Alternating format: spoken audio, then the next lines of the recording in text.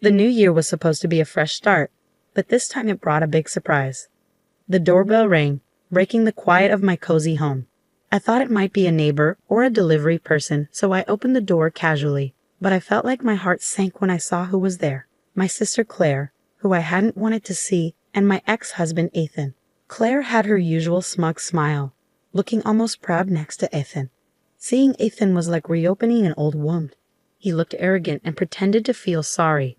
It had been 3 years since I'd seen them, and here they were, acting like nothing had happened. "Why are you here?" I asked, my voice trembling with shock. Claire laughed annoyingly. "Oh, look at that, Ethan." She's speechless. "What's wrong, Anna? Not happy to see your dear sister and loving ex-husband?" Ethan leaned against the doorframe, glancing around the room.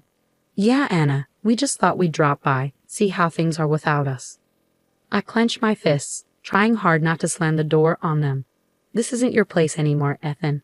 And you, Claire, shouldn't be here either." But they just smirked, unfazed by my attempt to stand up to them. Then Ethan said something that felt like a punch in the gut. "You know, Anna, I regret ever being with you. What a waste of my best years." Claire joined in, pretending to sympathize. Poor Anna, always falling short, even in marriage. Their mean words hurt, but before I could respond, another voice interrupted us. "Who's there, Anna?" It was my dad, George, who I wasn't expecting until later. Claire and Ethan looked surprised to see him, and their smirks disappeared as they shifted uncomfortably. "Dad, you're home early," I said, feeling relieved. George looked at the scene with narrowed eyes. "CLA, Ethan, what are you doing here?" Their confidence vanished under George's stern gaze. There was a tense silence. Claire finally spoke up. We just wanted to wish Anna a happy new year." George was skeptical. "Really? After all this time, you suddenly remember family on New Year's?" His tone was cold, hinting at hidden anger and disappointment. Ethan tried to regain control. "We also have some news, but maybe now's not the time." I knew their visit wasn't just about New Year's greetings. Their sudden arrival, smirks, and insults were all too familiar. A cycle of lies and manipulation. But I wasn't the same person they left behind. As they left awkwardly, promising to come back another time, I closed the door, feeling both relieved and anxious.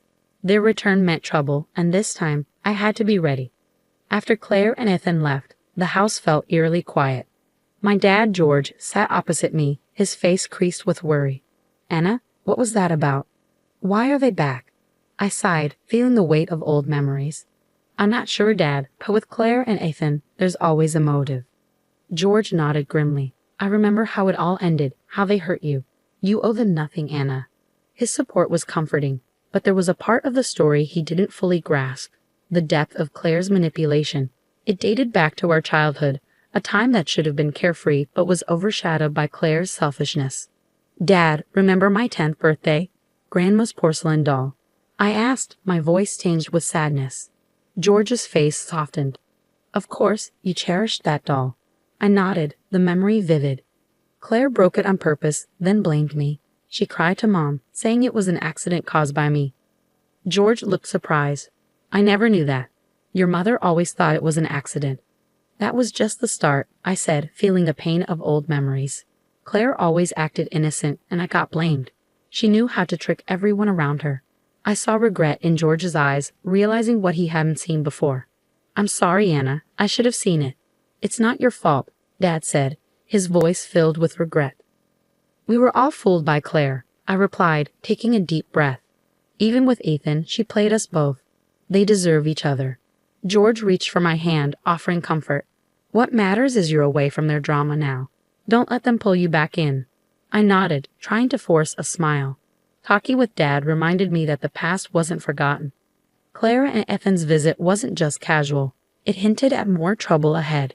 That night, I couldn't sleep. Memories of Claire's schemes, how she always seemed better than me in our parents' eyes, how she effortlessly won Ethan over. It all haunted me. Her return meant trouble, and I felt a growing sense of dread. But amid the chaos in my mind, I started to feel determined. I wouldn't be a victim again. I'd confront Claire and Ethan. Whatever they were planning, I was ready to fight back. In the days after Claire and Ethan's visit, their words and smirks kept replaying in my mind. I threw myself into work, hoping to distract myself, but the past wouldn't let go. Remembering my marriage to Ethan, once filled with love, now felt like walking on thorns. It all started wonderfully. Ethan was charming, attentive, everything I thought I wanted. We were happy, or so I thought. But then things changed. Late nights, excuses, and avoiding my questions. I trusted him, ignoring my doubts and gut feelings. Then, one day, everything became clear. I came home early from a trip, excited to surprise Ethan. But I was the one surprised. I found Ethan and Claire together, laughing in our living room. It was a moment that shattered my world. The confrontation was a blur of tears, accusations, and painful truths. Claire showed no remorse, simply shrugging off my pain. You were always too focused on work, Anna. Ethan needed someone, and I was there. It's not our fault he lost interest in you. Ethan's words were just as hurtful. I thought I loved you, Anna, but Claire is different, more exciting. We were never right for each other. Their betrayal cut me deeply, shattering my heart and trust. The divorce was swift, with Ethan and Claire flaunting their relationship. I was left to piece together my shattered life, feeling foolish and betrayed. Sitting in my office, memories swirled, igniting anger within me. How dare they come back after what they did? How dare they disrupt my peace? But it wasn't just anger. It was a burning need for justice. I wanted them to feel a fraction of the pain they caused. Revenge, once repulsive, now seemed like the only way to close this chapter. I've decided. I'll confront them, demand answers. But I won't be the heartbroken wife this time. I'll be strong. They underestimated me once. They won't again. I dialed Ethan's number, my voice steady, my resolve unshakable. Ethan, we need to talk. Meet me at the cafe on 5th Street tomorrow at noon. His surprise stammer was a small victory. Sure, Anna. Tomorrow, he replied before the call ended. For the first time in days, I felt in control. The game had begun, and this time I was playing to win. The next day, the cafe was bustling. I spotted Ethan at a corner table, looking tense. His attempted smile didn't reach his eyes. Anna, thanks for coming. I wasn't sure you want to see me, he said, sounding unsure. I don't, I replied sharply, sitting across from him. But I need answers. Why are you and Claire back in my life? Ethan squirmed. Things haven't been great for us after we left. We've had some tough times. I felt a bitter satisfaction seeing him uneasy. Tough times? You expect sympathy from me? No, of course not, he stammered. It's just that Claire is pregnant. We thought it's time to mend fences, for the sake of family. His words hit me hard. Claire pregnant? I felt a twinge of hurt, but skepticism took over. And you expect me to? What? Forgive you just like that? I asked, my voice filled with disbelief. It's not just that, Anna, Ethan said, avoiding my gaze. There's the matter of your father's estate. So that was it, the real reason behind their sudden return. It wasn't remorse or reconciliation. It was greed. You have some nerve, Ethan. You cheat, you leave, and now you come back for money. I felt my anger boiling over, my voice rising in the crowded cafe. People can change, Anna. We've been through a lot. We just want a chance to start over, to be a family, he pleaded. A family built on lies and deceit. I shot back, my heart pounding with anger. Just then, my phone buzzed. It was a message from Claire. We need to talk. Alone. My place. Tonight. I glanced at Ethan, my mind made up. Tell Claire I'll see her tonight. But understand, Ethan, this isn't a family reunion. This is me settling the score. Ethan looked taken aback as I stood to leave. I felt a strange sense of power. I'd been their victim for too long. But now, things were changing. I walked out, leaving Ethan behind, my mind racing. Tonight's meeting with Claire wouldn't just be a talk. It would be the start of my revenge, a chance to reclaim my dignity and make them regret crossing me. Leaving Ethan behind at the cafe left me with a whirlwind of emotions, anger, betrayal, and a newfound determination. Driving home, my mind buzzed with plans for confronting Claire later. I needed to brace myself against her manipulative ways. As evening approached, I stood in front of my mirror, mentally preparing. I saw a different woman from the one who once fell for Ethan or got overshadowed by Claire. Tonight, I was ready to face my past head-on. Claire's house was a sharp contrast to mine. Flashy, extravagant, a symbol of her and Ethan's shallow values. I knocked on the door, my heart racing but my resolve strong. When Claire opened it, she looked as poised and arrogant as ever. Anna, come in. I'm glad you could make it. Her tone dripped with condescension, as if inviting me in was some kind of favor. Stepping inside, I took in the extravagant decor. "So Claire, why am I here? What do you want from me?" I asked, cutting to the chase. Claire led me to the living room, her movements graceful yet calculated. "I wanted to talk to you, sister to sister. It's been too long, and with the baby coming, I thought it's time we bury the hatchet." I almost laughed at her audacity. Bury the hatchet? After you stole my husband and now come back for my father's inheritance? Claire's expression hardened briefly before she composed herself. "Anna, let's be practical. Ethan and I need financial stability for our child. Your father's estate can help with that." Her greed was clear. "You expect me to just hand over what's rightfully mine after everything you've done?"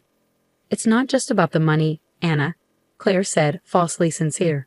"It's about family. We're still sisters, after all." I stared at her in disbelief. "You lost the right to call me sister when you betrayed me." There was a heavy silence between us, tension thick in the air.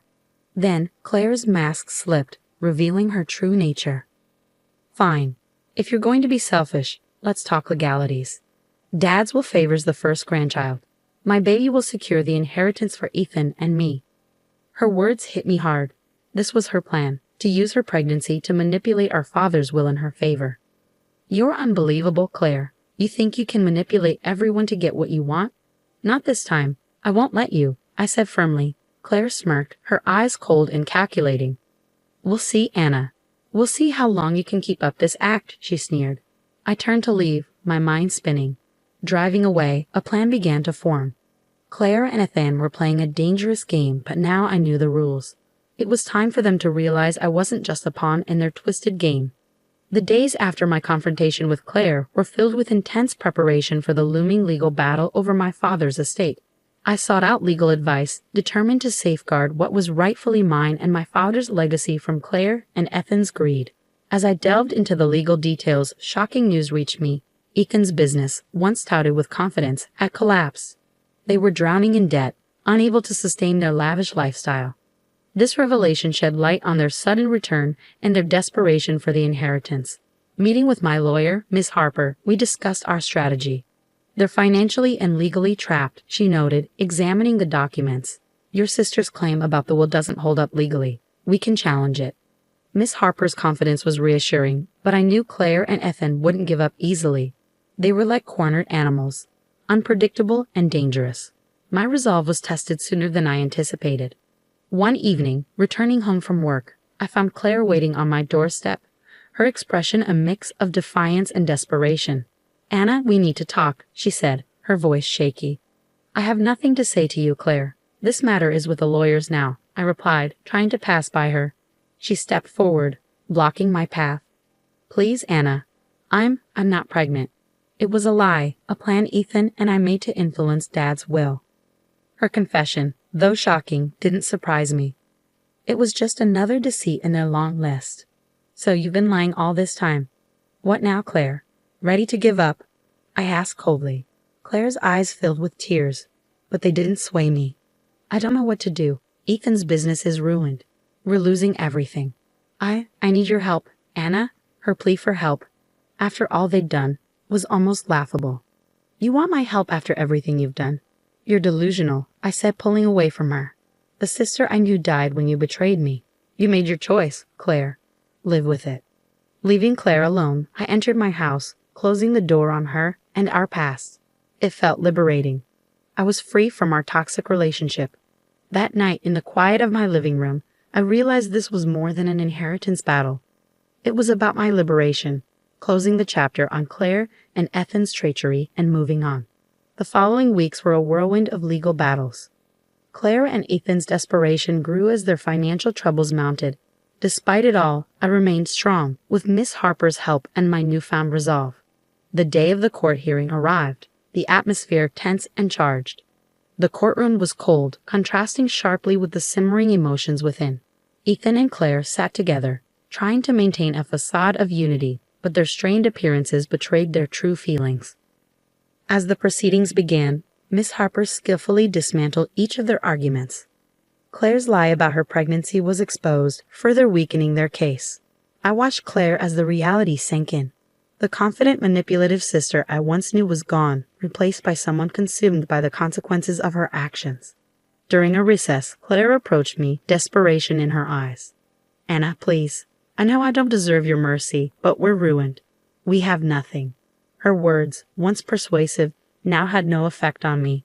"You brought this upon yourselves, Claire. You chose greed and deceit, and now you must face the consequences." The final judgment was a clear win for me. The judge ruled in my favor, ensuring that the inheritance rightfully stayed with me. Claire and Ethan left the courtroom defeated, their schemes crumbling. But as I walked out, a sense of closure washed over me. This wasn't just a legal win. It was a personal victory over my past demons. Claire and Ethan's downfall was the justice they deserved. But for me, it marked a new beginning, free from the pain they caused. In the days that followed, I focused on rebuilding my life, leaving behind the shadows of Claire and Ethan. The scar they left would always be a part of me, but it no longer controlled me. I had become stronger, more resilient, and had a better understanding of myself and my values. As I sat in my garden one evening, watching the sunset, I understood that real victory wasn't in revenge or the pain of those who hurt me. It was in the peace and inner strength I discovered, the power to move on and embrace new beginnings.